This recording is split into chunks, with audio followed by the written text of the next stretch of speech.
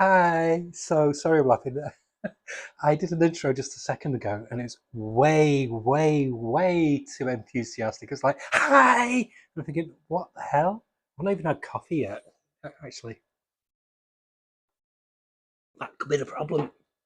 So anyway, this is my weekly comic review, and I have got a few struggles from last week. There was meant to be more. I'll explain. I've been a bit ill recently, health-wise. It's something that's ongoing, but they've basically been trying different treatments and stuff, and they changed my medication this week to quite a lot stronger than what it was. So I've literally been off work with it because it sent me really doolally and quite out there. I was like floored for hours a day. I just couldn't do anything. But because of that, it scrambled my brain a bit. So a lot of the comics I put aside to do the review of today, I put away somewhere. So I'm gonna have to hunt for those afterwards. But I did manage to save some from last week, and I have got my new batch what I picked up this week. So yay! I don't know why I'm clapping, but yeah. So we'll look at those and the stragglers from last week. So okay, I do apologise. This is going to be the doctor said can take about between a week to 10 days for the medication to basically work with your system. It's better than it was. Trust me. On Tuesday, I was out with the fairies, but it's still yeah. Anyway, okay.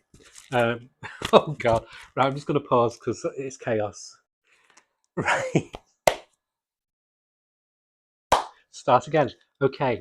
Yeah, so I've got it in order now. My comments weren't even in order. So okay, so I'm gonna start with DC just because they're the ones facing me, and I'll start with the one stinker of the week, and I'm quite kind of disappointed because I've kind of been enjoying it, and I stopped it for a bit, and I came back on because it was looking good, but oh, this issue was chaos. I know Comics Patrol, DC Patrol, whatever he goes by nowadays, the Canadian guy. he he actually liked this. Is the latest Aquaman issue, number 11. I like the normal artist of Tim's. I think it's John Tim's. I love his art, but this time it's a completely different artist. Nimit Malavia. I don't like them. It's okay, but it's just something a bit bland about them. And there's only 19 story pages, one poster, and it's saying it's a time with these KO. It's a KO tie on the cover. They fight some parademons, but it's a very weak tie-in. I don't know. I don't know what the story is. Maybe it's the medication, but I did not enjoy this. So I'm going to be shelving Aquaman again. Yeah, it just feels like a waste of $3.99. So it's the one stinker I've got this week. I'm not going to rant about it. It just didn't do anything for me. Other people might have enjoyed it. I know Comics Patrol did, and do check his channel out. But yeah, it just left me. Yeah, I like the cover. The cover's great. So for the cover, I'll give the cover 8 out of 10. I'll give the comic itself 5 out of 10. But moving on to a comic I absolutely loved. I forgot it came out on my. It was put in my pull box last time, so I was able to find it on the shelf because they put the latest issue in for me. And this is Children of the Round Table, or Court, and it's by Tom Taylor and Danielle Dinoculio, who's an Italian artist who he worked with on oh god, the Seven Secrets or something. It's called. It was a Boom comic. Well, it was a good comic and it was fantastic. That's what made me pick it up. And it's a DC comic, but all the characters are owned by Tom Taylor and the artist. And so it's not part of the DC universe. It's children, but it's like the Goonies and things like that, where it doesn't matter what age you are, you'll get something from it.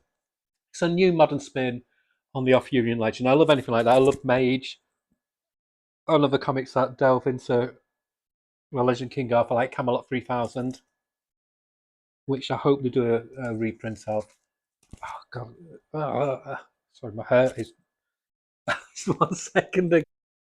I had a like a phantom hair that was getting into my eyelashes. I was able to find it. It wasn't a phantom after all. It was spooky. But yeah, so it's a clever spin on the Arthurian legend. So all these children from America, they get these. Suddenly unearth all these swords and staff and stuff like that. And the swords and the staff are sentient. They're imbibed with the spirits of the Knights of the Round Table. And so there's this secret weird organization that starts trying to hunt them down. And this weird guy here, by the way, cover of the month, this is cover of the week, a lovely, lovely tribute to my favorite comic, one of my favorite comics of all time, my favorite animes of all time, Akira. Love that cover. So this is the modern day version of Merlin, and he takes them to Cornwall. It's just wonderful. It's a breath. Yeah. God. Oh, I hope I feel a bit more normal next time. For your sake.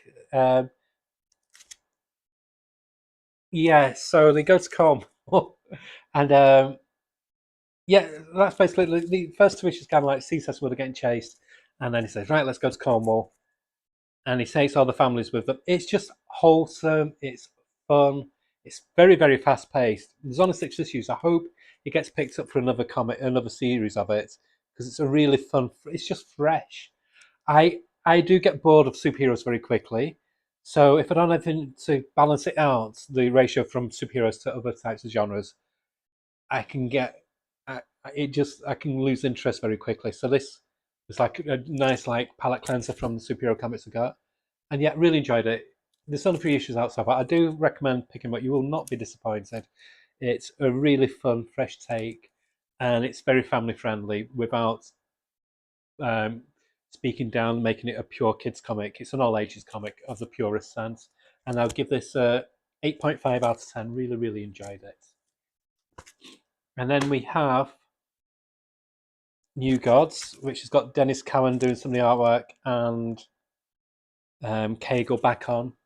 A lot better than the previous issues. There's just one more issue to go. Um, I can't remember what happened, but it was good. It was a lot better than last time. It's the medication. I'm sorry. But from what I can remember, I'll give it an 8 out of 10. I do remember this because it wasn't so long ago when I read this. This is Action Comics 1092, Metropolis Meltdown. Nice cover by Ryan Sook. So it's Mark Waid, like I said, doing like a Wonder Years version of looking back at Superboy's past, how he came to be. But this time it's got Shine Tommy doing the artwork. Really, really fun comic. This is the only Superman comic I'm getting now.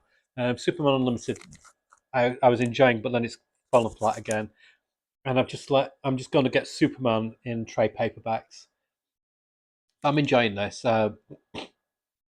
It's again, it's now the government's kind of like wanted to take control of Superboy, and it's again a lot of comics always mirror what's going on with modern day situations. There's a very much a hint of what's going on in America at the moment. Basically, they try and arrest Superboy.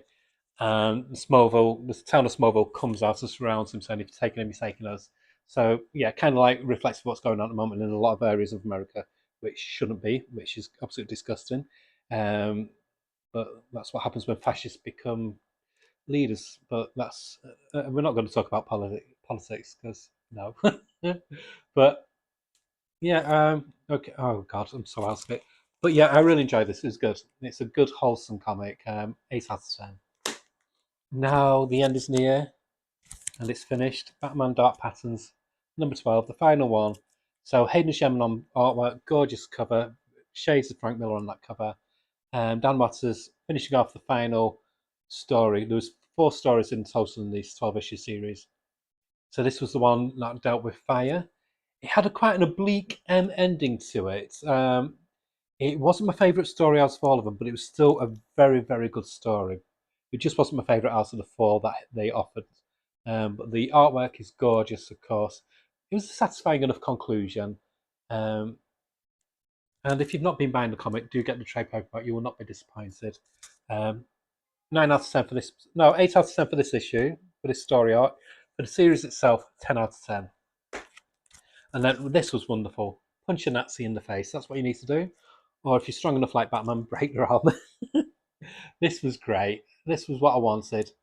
And people saying, "Oh, it's political." Comics are fucking political. V for Vendetta, Watchmen, both extremely political. In fact, all about Malamore's comics are very political. All the way down to DR and Quinch. Halo Jones was exercise on feminism.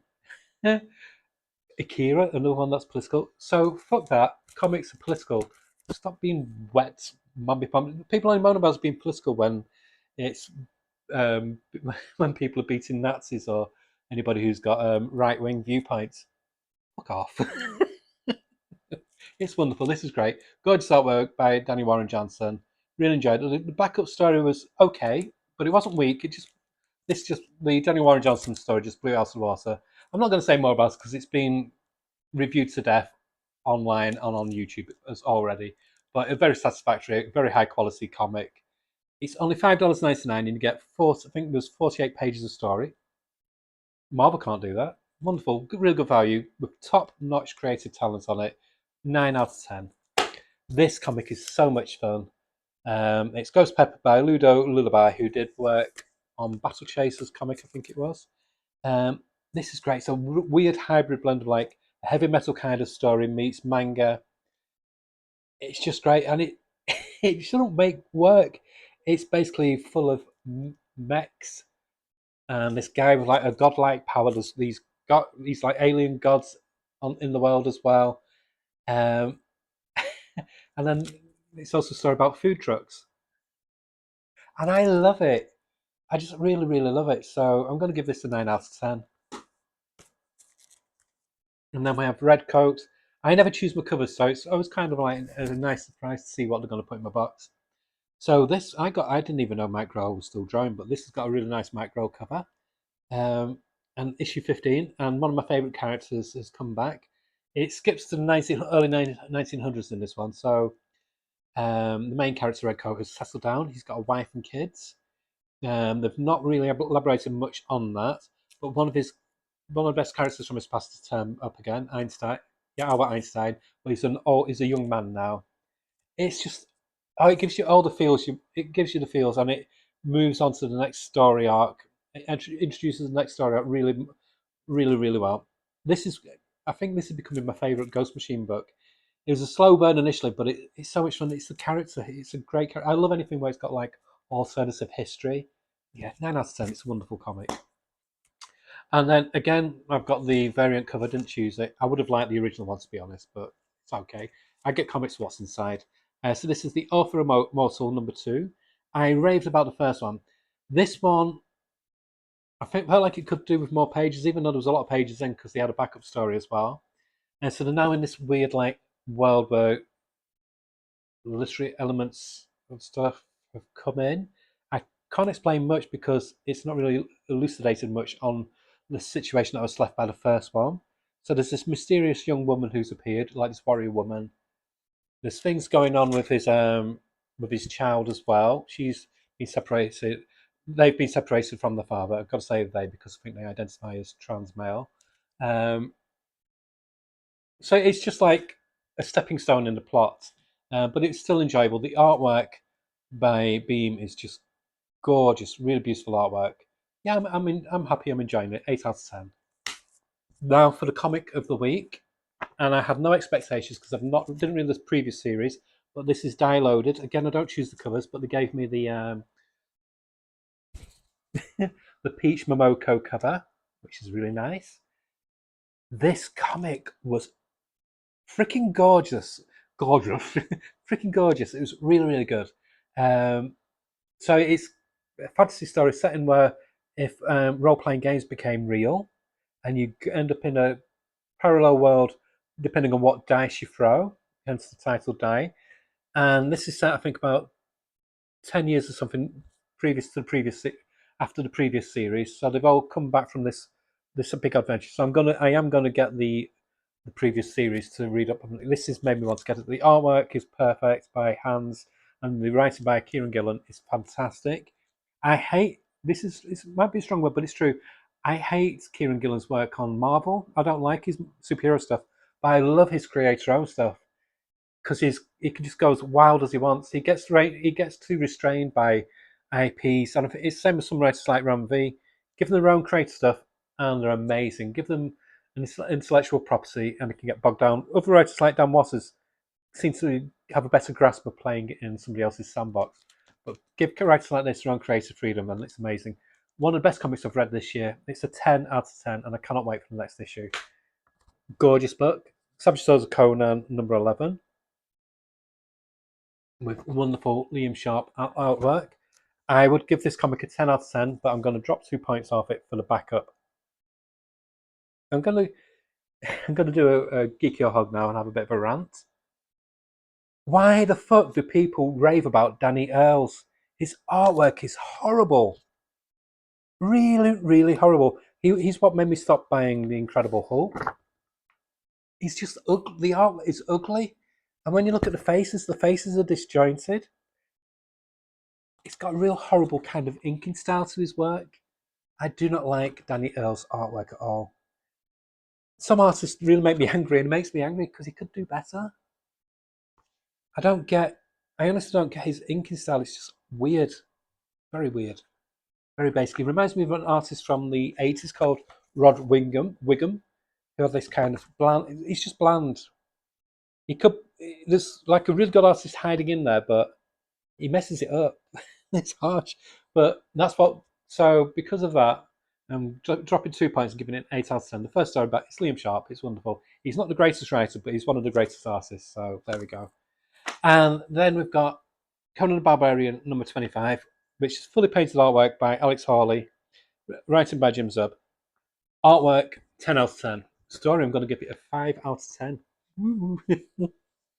It's not a poor story. I just found it a bit boring. I don't like these reflective stories where they make a story where they can just look back at the past adventures of a character. I'm like, oh. And to be honest, I've only read half of it. I don't know if I'll finish it. It bored me. I'm being honest. It's not a bad comic. I'm going to carry on with it. Like I said, the artwork is beautiful. It's a dip for me. Other people get a lot from it. Some people like that kind of reflective. Let's use a story frame to just look back at the greatest hits kind of thing. For me, I hate that. It's a trope that I really hate. It's just personal taste. But not by no means is this a poor comic. It's a great comic. It's just personal taste. So artwork 10 out of 10. Story 5 out of 10. And that's it. I am going to do 2 more videos tonight. So yeah, I'm going to have a coffee, see if that will help my brain start working better. And I hope you all had a good week picking up your comics. And I shall speak to you very soon. Bye.